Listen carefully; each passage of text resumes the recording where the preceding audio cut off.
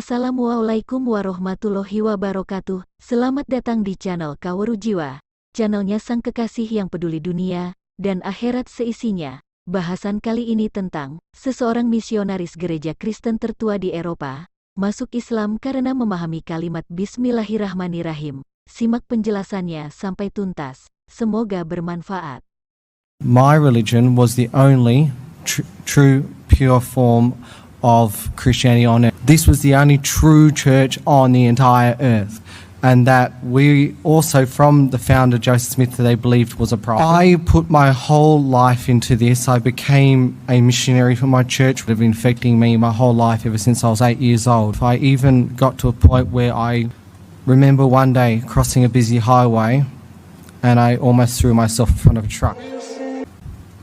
I come from a large family. I'm the oldest of 6 boys. I have a wonderful family.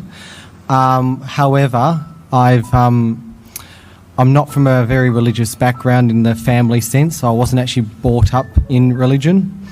But on occasion, we used to attend, when I was younger, the Salvation Army Church. And that's where my beginnings of finding God, Allah, was.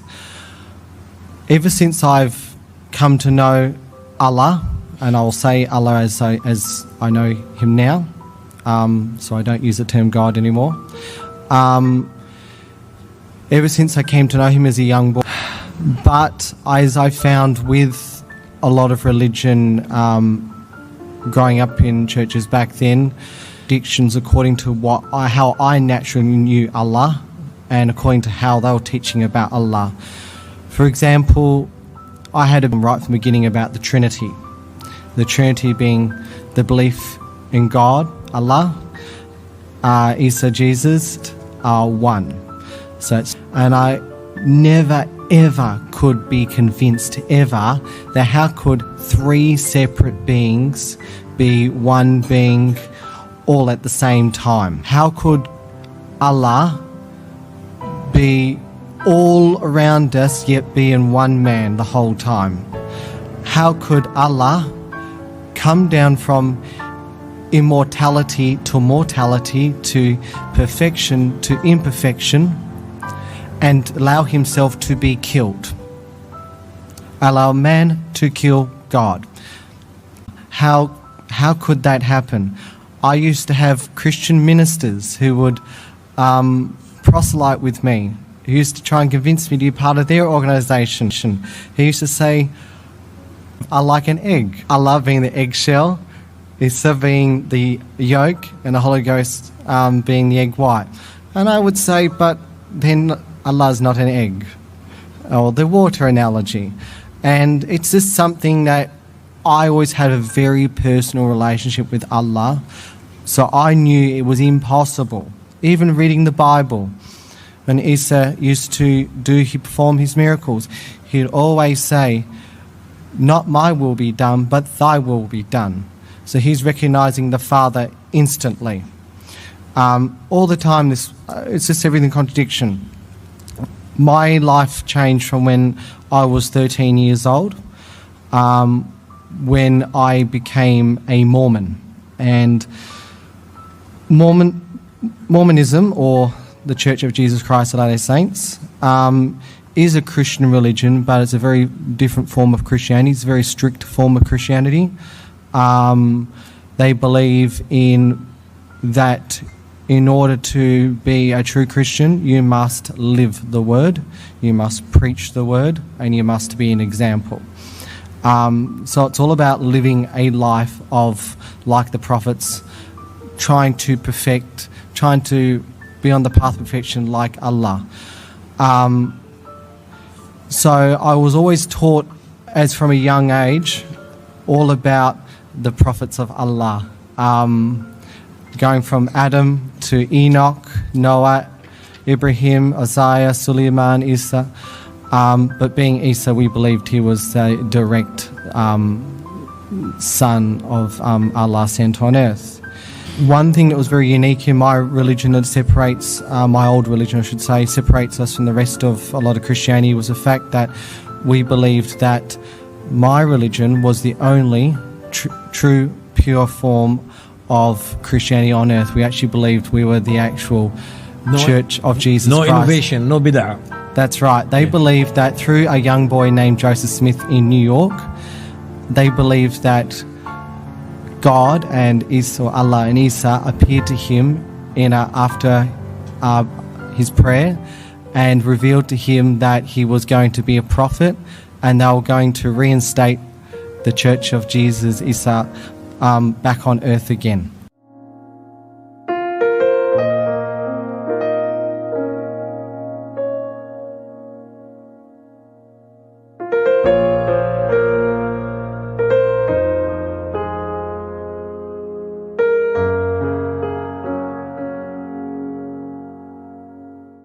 So we believe that our religion is the ancient religion that was placed back on earth because it had been taken away with the killing of the prophets and resulting in the death of Isa.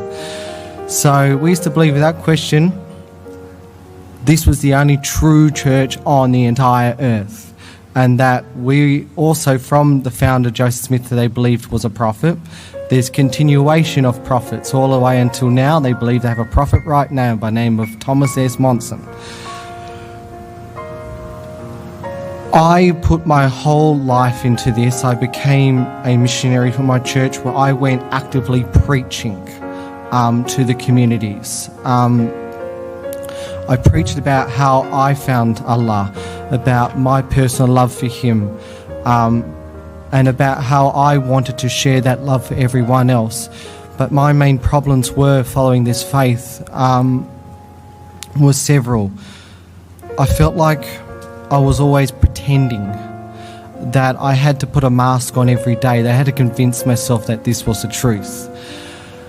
There was always something not quite right. There was always something so fake about it. I always, every day, would pray to Allah to come closer to Him. I'd always pray to Him every day to take away a pain from me that had been affecting me my whole life ever since I was 8 years old. I prayed to Him to take that away every single day of my life. I even got to a point where I remember one day crossing a busy highway and I almost threw myself in front of a truck because I felt so dark and so unloved and so black inside. My prayers were never answered. I always felt like I was the most Lost soul. lost, yeah. I left the church 3 years ago, not by any official means, but I just stopped going. I was actually almost kicked out of my religion for things that they didn't agree with, and I had a meeting in front of the church council of all the regional leaders. I wasn't thrown out, but I was put on probation, which means I couldn't do certain things. Alright, so for 3 years I have been living my own life, trying to find myself again, but I never did. So, how I found Islam. I was hearing a lot of negative things about Islam through friends, work colleagues, through the media. Not that I watch a lot of media anyway. But I was hearing constant negative things. I met some really lovely Muslims I didn't get to know personally, but from what I could see from the outside through my political, because I'm a political activist myself for pro-Palestine movements, I saw a lot of good examples of wonderful Muslims.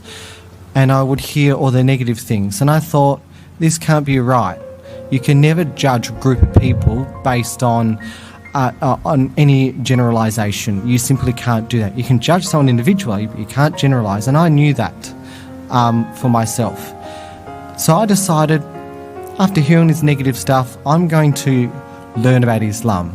I want to know about Islam in its truthful form, right from the source. But I'm also, part of me, I didn't want to admit it, was curious. I wanted to find another path in life.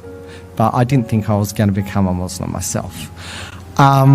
So I went into Google and I typed in 3 words: learning about Islam. I found an organisation, ISNA, the My Centre, and I emailed Brother Murad Selik, and I we sent a few emails, and we eventually met about a week or 2 later.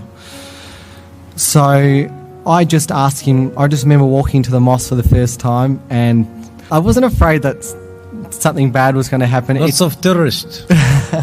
It was just a very unfamiliar environment, unfamiliar people. You don't know what to expect when you haven't been to somewhere different. So I sat down for a couple of hours and just asked a lot of general questions that a Westerner would probably ask a Muslim. I asked him if I could have a copy of the Quran because I wanted to read it. And the brother gave it to me, and I said, "How much do I owe you?" And he said, "No, this is a gift. This is what we Muslims do." I said, No, I have to pay you. He goes, No, we give gifts. You never say no to a gift from a Muslim. Yeah. I read the Quran. I didn't read the entire thing, but I read quite a bit of it. And I felt for the first time in my life Allah speaking back to me. Takbir. I felt for the first time in years that I could have a close personal relationship with Allah. Just about in every single page in the Quran it says Allah is most merciful of forgiving. Did I get that right? Yes. Those few words hit me so much because they meant that I can have a personal relationship with Allah. There is no Isa, Jesus Christ, in between. There is no one in between the phone call between me and Allah. It is me and Allah. No one in between. No matter what kind of person I am, his heart is wide open, willing to accept me. I felt for the first time in my life loved. I felt first time in my life that I have a father who will accept me no matter what. I knew that I had to embrace Islam. Subhanallah. So 4 weeks ago, I said my Shahada. Takbir. So you were hit with the first ayah in the Quran. In the name of Allah, the most compassionate, the most merciful. The biggest miracle in my life, what I said for since I was 8 years old, that I was going through such pain and torment from a trial that I felt that Allah could never take away from me. When I said the Shahada, it was taken from me. Your shoulder is free. My shoulder is free. I no longer carry those weights in my life. But yeah, sing full sing